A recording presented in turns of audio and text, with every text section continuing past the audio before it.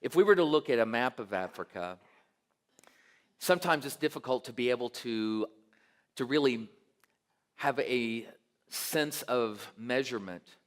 But did you know that you can put the continental United States, you can put China, you can put India, Japan, all of Western Europe and Australia on top of Africa, and you still have not covered its landmass?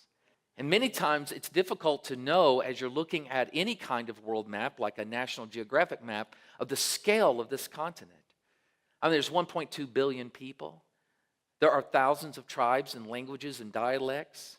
And for all of its commonalities, the differences are really staggering. Because one country is really so different than the country beside it. Many people think of Africa as a country. But really, it's made up of 54 different countries, including the island states. And with all of its differences, it is the place now that many times has, well, it's been stereotyped in certain ways. And you know what that stereotype is. I remember when I was in 6th grade, I can acutely remember the day that I ended up sitting in a small class in elementary school and opening up and flipping over to this chapter. And at the very top of this chapter was a bold heading, and it said Africa. And the very first sentence said, Africa is known as the Dark Continent. And I thought in my mind, as a very young child, why do they call this place a dark continent?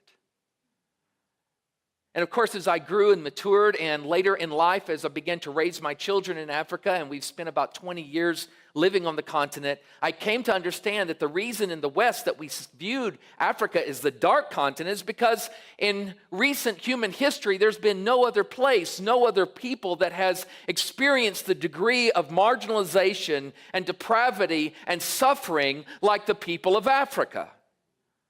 And yet the dark continent has seen a great light, and that light is Jesus. Because as I stand before you today, while all of those things that we've come to know about the dark continent are a reality on any given day, including today, there is another side to the coin.